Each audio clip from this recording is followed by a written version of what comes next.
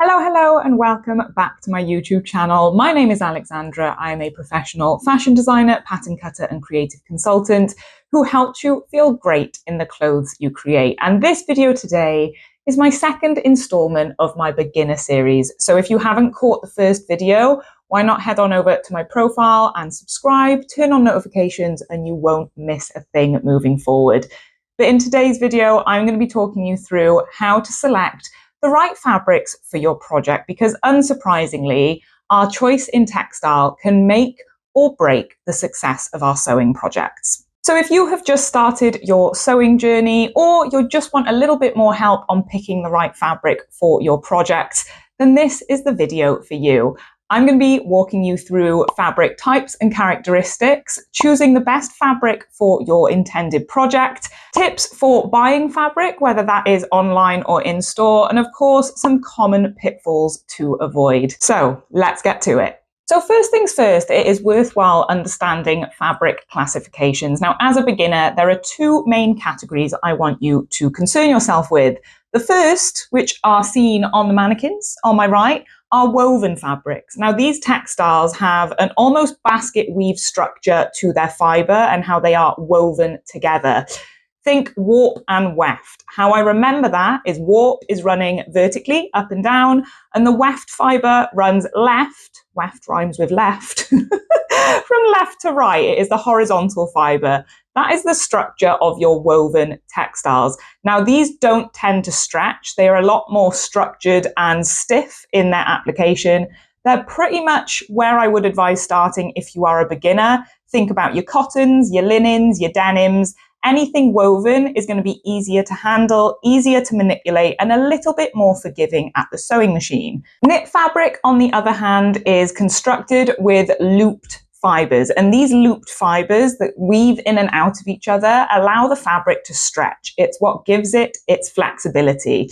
However, even though a jersey textile would be a great selection for a beginner project, should you wish to make a t-shirt, if you really have never touched a sewing machine before, I would advise sticking with wovens for your first project, just because they're easier to manipulate and handle. Stretch fabrics like jersey will require specific needles, which are ball points, that it doesn't snag the textile. They require stretch specific stitches.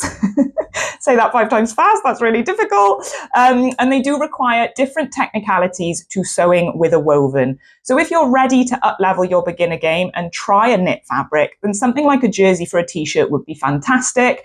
Otherwise, I would dip your toe and get started with a woven, which is just a lot more forgiving and easy to handle when it's under the sewing machine. Now, before we explore different fabric types and their applications, I did just want to offer additional subcategories now that you're familiar with knit and woven in terms of what the materials are. So you obviously have natural fibers.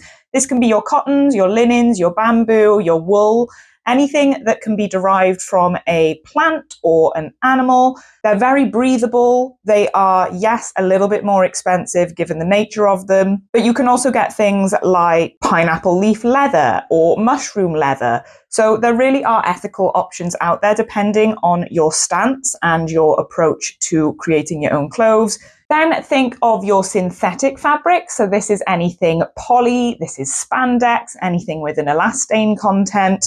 This is something that is chemically produced inside a lab that gives us a much more affordable textile with a variety of properties. They're not as breathable, they are cheaper, and they are more damaging for the environment. Before you have a blend of the two, so you can have semi-synthetic textiles, and these can be your poly cotton blends, these can be lyocells, anything like that. So once you understand that these all as materials and fibers can be knitted or woven together to create a textile, then you have a really good basic understanding of the market out there and what options are available to you. So now that you have a basic understanding of fabric compositions, such as the natural fibers, semi-synthetic fibers, or synthetic, again, natural fibers might be considered when thinking of your long-term footprint and impact on the planet. So obviously natural fibers are more biodegradable. You might not necessarily always have the choice with this when you're shopping in the high street, but when you start to make and sew your own clothes, you absolutely can give thought and consideration to organically sourced natural fibres. You can get organic cotton and GOTS certified cotton, which is the global organic textile standard. And you can start to think of these breathability factors, biodegradable factors, ethical factors in making your own clothes. Once you understand these components, you can then start shopping around, but there's still a few elements we need to consider. Here I have 3 denim textiles. Now, denim is a great fabric because it provides structure and is used often in projects that require structure, such as your jeans, as you've got here, or jackets. This here, however, is a lightweight denim. So textiles can also come in a variety of weights.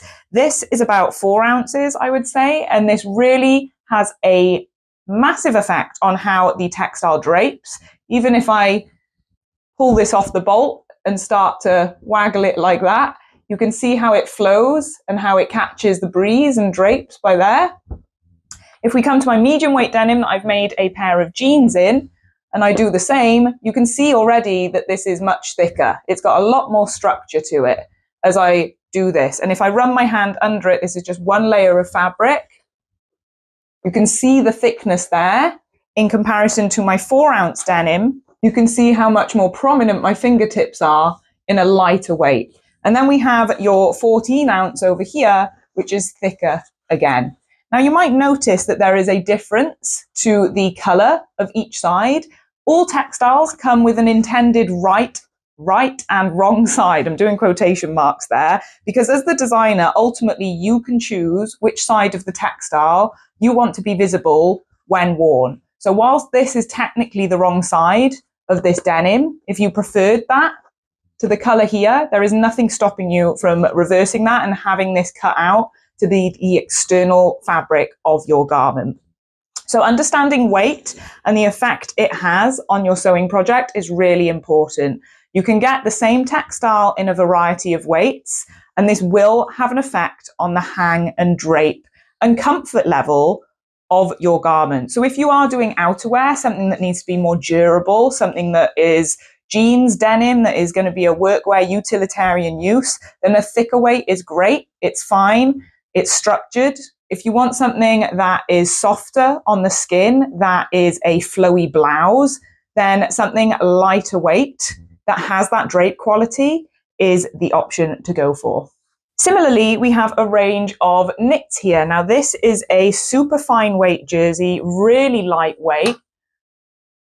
You can almost see the entire outline of my hand through this. Equally, we have a heavier weight jersey here, which is your cotton interlock. And this is a much thicker fabric, which will have a heavier hang to it on the stand and a heavier drape. And then we have the cable knit almost textile I've got here, which I made a jumper with. So even heavier again. And this would obviously be good for your cardigans, your jumpers, your layering pieces for winter, alongside your sweatshirting fabric here, which has a fleece backing. But again, this is heavier in weight still. So whilst these are all knitted textiles, there is a huge variation between them in terms of drape properties, fabric composition, structure, color, and weight.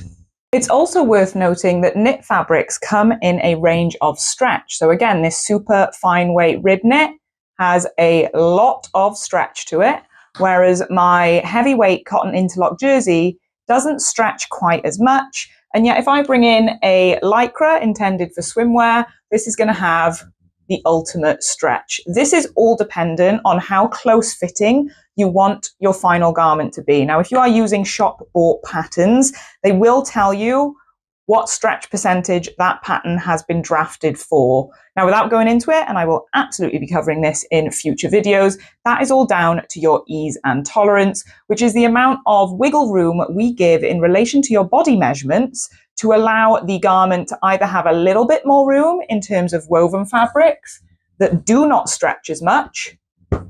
So we can't have this super glued to our body, otherwise we wouldn't be able to move. Therefore, we incorporate additional space, which is ease or tolerance, that allows our body to move under the garment. versus negative ease or tolerance, meaning this is actually going to be smaller than our body measurements so that it is skin tight.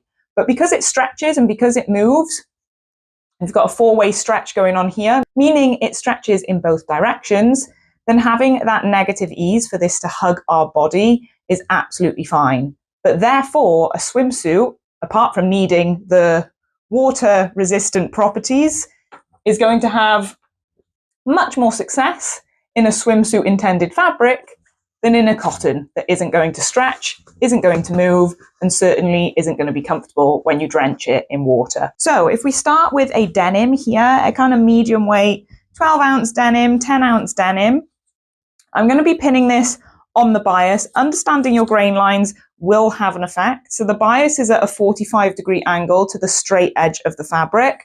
The straight edge of the fabric is the straight grain, and then if you go perpendicular to that, that is the cross grain. I've pinned this on the bias. This gives the nicest hang because we have the fibers really spreading out and stretching out over the mannequin. This here is a denim. If I then pin a cotton, a standard cotton poplin, you can see that it folds a little bit more. It's got a little bit more drape and flow to it. This is a light to medium weight cotton poplin you would use in your shirts. But if I then take something really lightweight and pin this as well, you can see not only is this translucent, a little bit translucent on the stand, but it also has the nicest drape. It really folds, it really hugs the side of the mannequin. So whilst these are all natural fibers, these are all cottons, they all have completely different drape qualities due to the weight of the textile itself. And so on this here, you can see the balance lines through on my mannequin, her princess line and bust line going along here. Again, that's another consideration that you may wish to line your project, or your project might need to be lined should you be using lighter weight fabrics like organza and chiffon. Now, it's really important to remember that the success of your sewing project or a pattern, if you've bought a shop bought pattern or indie pattern, PDF, hard copy, whichever one you've opted for, does not wholly come down to the specific fabric choice. Take the Gemini blouse, for example. This has been rendered in both a poly satin, which I would advise is a little bit more intermediate, given it can slip under the sewing machine, and a more lightweight linen, which is a much more beginner-friendly textile to work with. So don't shy away from sewing a pattern thinking it can only be achieved in one textile. Once you understand how the weight can affect the drape and hang of your garment, and how the structure and the fibers can also have an effect on your experience, then you'll be able to opt with confidence for a textile suited both to your project and your skill level. For tops, the pattern should indicate what fabrics work best, but you can think lightweight. You can think your cottons, your linen, or your semi-synthetic such as rayon or viscose. Now, whilst rayon and viscose use natural elements such as wood pulp, they are chemically processed in a rather intense way, making them semi-synthetic and a little bit more questionable for our impact on the environment. So just do your research and have a little look. But they will both possess qualities that are desirable across both elements, such as the drape and the affordability. Bottoms, however, might be more successful in your denim, in your canvas, something a little bit more durable and structured, depending on the design. Obviously, if you were making a flowy palazzo pant or culotte, then that might be rendered more successfully in a lighter weight fabric. Dresses, you might want to opt for natural fibers so that you are breathable, but something you might want to consider is also the season and the time of year. But then you have things like outerwear, and this is where your wools and your more heavyweight textiles with insulating properties can come into play. So I appreciate that we have covered a lot of ground in this video, from the structure of a textile to the composition and the fibers of a textile to the different weights and characteristics.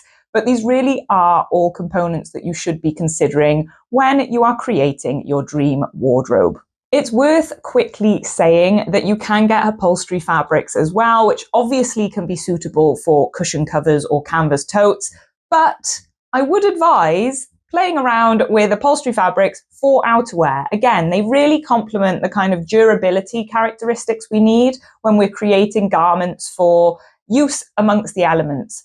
So whether that is a thicker canvas, which would really complement a utilitarian jacket, it can often be a way to expand your fabric buying opportunities and have fun with your wardrobe. Speaking of purchasing fabric then, how as a beginner do you navigate choosing between shopping online or visiting a reputable fabric store? Now, if you're anything like me in terms of where I live, location-wise, fabric stores are few and far between, especially for dressmaking fabrics. And whilst you can, as I mentioned, visit a few upholstery and choose to apply those to a garment project, again, you are the designer and this is your creative process to do with what you will. But it doesn't stop us from wanting to explore the cottons, the chiffons, the linens, the silks, the satins, all of the good stuff available to us. Now, as a beginner, I would advise, wherever possible, having a really tactile experience. If you can visit a fabric shop, absolutely try and do that, because not only are the staff going to be able to answer any of your questions with extensive knowledge, but you will be able to feel the variety of weights, pull a big bolt of fabric out, which is meterage or yardage upon yardage or meterage upon meterage, and you'll be able to see how that drapes and that hangs, opposed to just ordering a sample online. However, if you are just restricted to online fabric shopping, then ordering samples is absolutely common practice, and I would advise doing that. It's important to bear in mind LCD screens, such as your laptop or your phone, can reflect color differently. And so don't be surprised if you get something through the post that doesn't quite line up to what you saw online. Any decent fabric supplier will try their best to reflect accurate photos, but this is just a risk that we take. And so ordering samples, which can sometimes be done for free of charge, you might have a limit of 5 or 10 samples without cost other than postage, or it might be £1 or $1 per sample. The cons of this are that you're not going to be able to see the bolt of fabric. You're not going to be able to pull meters and meters of fabric off the bolt and see how that drapes and hangs, but you will still be able to have that tactile experience and just get to grips and get familiar with all of the characteristics from weight, from fiber content that we have discussed in this video.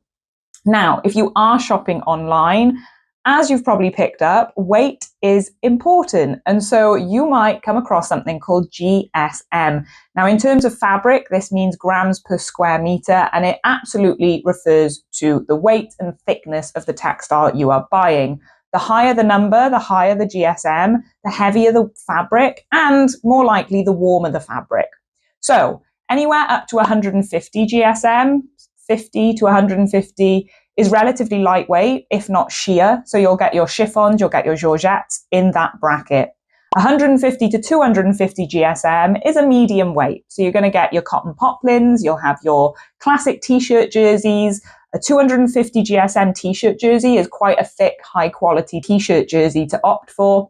And then anything above 250 would be a heavy weight fabric. So just to offer you a very brief overview of those kind of three categories, obviously you can break that down further into your shears, into your upholstery, but hopefully that gives you a little bit of guidance to get started online. Coming back to swatches, another reason getting them is fantastic. Whether that is in-store or online, both options should be able to provide you with swatches. Allows you to deliberate before you commit to a larger purchase. Now, obviously, to create any garment, you're looking at about 0.5 meter and above of fabric. On average, again, fabric shopping is a hobby in its own right. You have been warned. Sometimes I see a fabric with no garment idea in mind, but I've fallen in love with the fabric. 9 out of 10 times, I'll buy about 2 meters of it just to cover me, depending what I want to make. And another thing worthwhile looking for as you are browsing is the fabric care instructions and details. Now, fabrics on the bolt will come in a range of widths. So you will have fabrics that can be 150 centimeters wide, and you could get 2 meters long, or you can get fabrics that are 45 centimeters wide. You will get a different surface area of fabric if you opt between those two widths. So it's really important, and therefore the cutting plan and the lay plan that we discussed in my previous video is going to change. You're going to need more meterage or yardage for a narrower roll of fabric than you will for a wider roll of fabric. So understanding the width of that fabric roll is really important. It should also come with care instructions in terms of how much heat to apply with the iron, whether or not you will intend to use a pressing cloth, whether or not it can be ironed at all, whether or not it can be washed at all. Is that hand wash? Is that a normal spin cycle? Is it to be line dried? Is it to be tumble dried? Fabric will come with its own care instructions. Potentially, it's a case of a dry cleaning service, especially if you go for something a little bit more out there, like a sequin or an embellished textile. And so I hope that this video has given you a nice foundational overview of choosing your textiles with confidence. I hope that understanding the types of fabrics out there, the composition, and of course the characteristics has given you a nice boost so that you can have an informed decision for your next sewing project. Just to touch upon a few pitfalls that are very common to run into and that I would love for you to avoid. Don't forget that using stretch textiles take a different technicality and approach. So if you really are a beginner, I would advise starting with wovens. It's important you check your pattern instructions to know the meterage, yardage, or quantities of fabric to buy. There is no worse feeling than cutting out for a project and not having enough fabric. So whether you want to purchase a little extra just in case, given that we should expect for mistakes to happen on our creative journey, very common, very, very normal. Please don't get discouraged. So if you are a beginner, potentially buying that extra ½ meter is a good way to go. Ultimately, at this stage, all you need to concern yourself with is the weight of your textile, the drape of your textile, and the textile in relation to your project type. There is only one way to get more confident with this, and that is to experience it, to get out there, get sewing, pick a beginner-friendly, maybe even a quick project, and why not challenge yourself to try it in a variety of textiles? See if you can sew up a blouse in a variety of weights, or just buy ½ meter of certain textiles and have fun draping them over your own body on the stand, whatever works for you, so that you can start to have that tactile experience and get to grips with a very important component of creating your own wardrobe. Fabrics really can make or break the success of our sewing project, but they can also open us up to a world of creative liberation and excitement when it comes to self-expression through the clothes that you make. If this is your first time visiting the Digital Pattern Library creative corner of the internet, let me know in the comments what the first textile you've ever sewn with was, or what the first textile you intend to sew with is. I would love to hear about it. Give this video a like, subscribe to the YouTube channel, turn on notifications, and I will catch you on the flip side.